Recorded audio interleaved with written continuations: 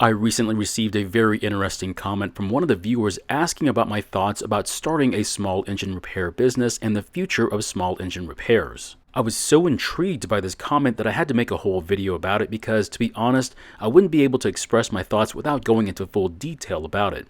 Because, let's be honest, I have my opinions and enjoy talking about them, and I don't mind sharing them, and unfortunately, you may not like what I have to say.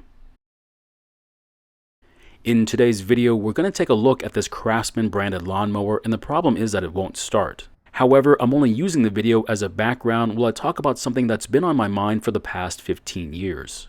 Now, anyone that knows me personally will understand what I'm talking about, but for the others, you'll understand what I'm getting at. Now, if you want to see the actual repair video for this Craftsman mower, there should be a link to it at the top of the screen or at the end of the video. Otherwise, just watch it and you should be able to figure out what's going on.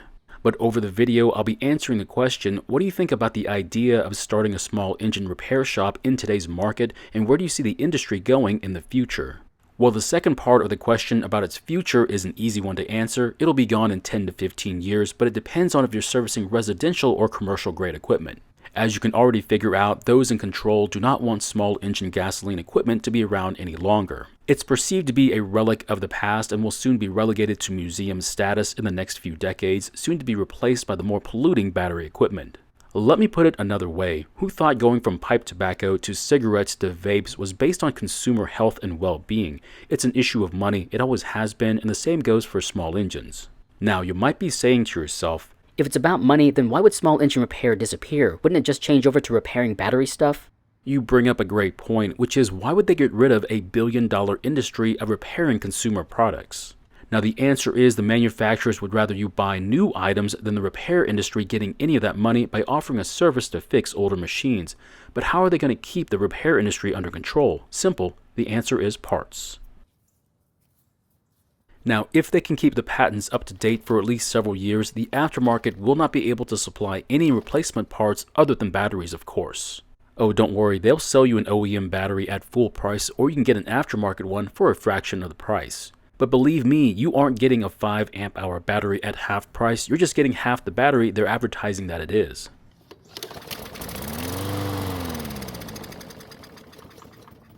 Now, if you're going to do business for the commercial side, then yes, it's going to be around for a lot longer, but understand this, large service companies require more than word-of-mouth advertising and a handshake. There's going to be some red tape involved, mainly for legal reasons and of course for taxes.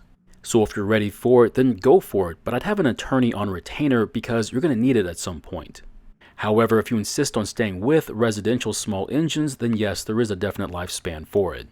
Because as the years go by, less and less of them will be sold in the stores, and the ones that have been sold will eventually go down either to poor storage or even worse maintenance. Now that we got the future of this industry out of the way, let's talk about starting a business in this really strange environment with battery stuff flooding the market.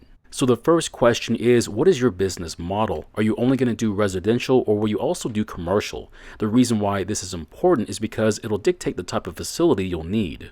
Unfortunately, the days of having a shop in your backyard are gone because according to most all large city regulations, it's prohibited. That means you're going to need to build, buy, or lease a workspace. You'll then need to file for an LLC or some other business title, followed by a lot of insurance.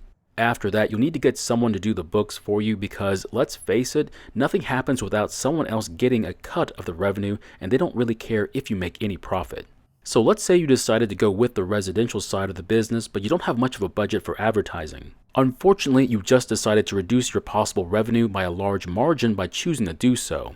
So if I was you, I would either pay for advertising. If not, I would at least put 2 to 4 hours in a day reaching out to people you know to promote yourself. Now keep this in mind, if you do a great job of repairing stuff, there's a good chance unless the customer has multiple items to fix, you may not see them again for at least another year. That means your contact list of past and hopefully future customers will have hundreds of numbers in it. If not, I don't see how you're going to stay in business unless you intend on overcharging your customers, and I don't think I have to tell you how that's going to turn out. There's also one other nasty side of the business that I don't know if you're aware of. Depending upon the prices you charge for your services and your overhead, you're going to need to turn out a lot of service tickets a day just to make any real money. What I mean by that is that you'll need to fix several machines a day to make enough money to pay for the rent, utilities, insurance, and of course your own personal bills. Now, this is not a business for lazy people. You're going to need to stay on top of all the paperwork, customers, and more importantly, scheduling, because nothing says bad business than not getting your stuff back to the customers in a timely manner. I don't mean to rain on your parade, but I've seen tiny shops that either don't last more than a year or ones that are so full of work because they aren't very organized. If that's the type of shop you want to run, then go for it, but there has to be some form of organization to stay afloat, otherwise learn how to breathe underwater. So how would I run a small business like a small engine repair shop and be somewhat successful then?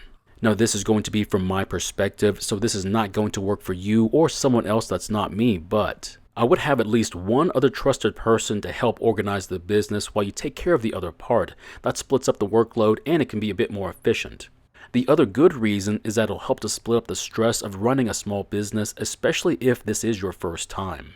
Now, you're going to have to believe in the other person's ability, and they'll have to do the same for you. And of course, the other thing that needs to be established would be a good line of communication. Otherwise, don't expect things to go well. Never overload yourself, and learn to unload your stress either in a different unrelated hobby or with physical activities. Anything that'll take your mind off the stress from that day or the day before will be extremely helpful. After that, you're going to need to be smart about making decisions about time and money, because unfortunately, when you're at work, time is money, and please don't forget to pay yourself for that time. Also, security at your facility is going to be very important, along with a brief inspection from an insurance rep. Just be ready to increase the budget in the first year, and I hate to say it, it's just more red tape that's part of the business. Now, to be honest, I don't know if there's already a Cliff's Notes for starting a small business, either in general or for small engine shops, but if you were to read it, I think you'd second guess your decision to start one.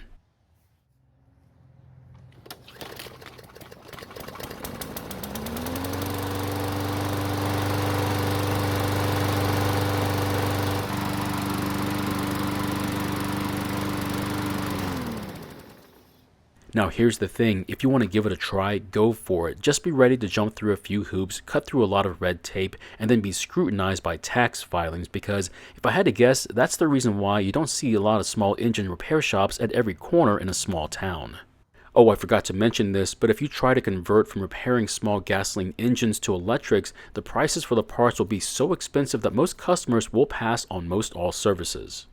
So would I want to start a small engine repair shop right now? And the answer is no, not really. And if I did, I'd have to renew my gym membership along with regular visits to a therapist because of all the stress involved with it.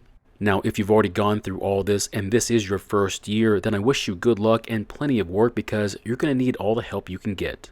Now, please don't think I'm discouraging you from transitioning your hobby into something that you want to do into your golden years, but I would like for you to know what you're getting yourself into. Now, most feel that since it's something that they already enjoy, that it's going to be easy and fulfilling, but it turns into something that just might ruin something they used to enjoy. So my question is, have you ever considered starting a small engine repair business, whether that's a full shop with employees or just moving it from the garage to somewhere with more room and opportunity? And if so, how did it go? Thank you for watching. I really do appreciate your time here. Please feel free to ask me any questions about this project or about your own projects, and I hope to see you in the next video.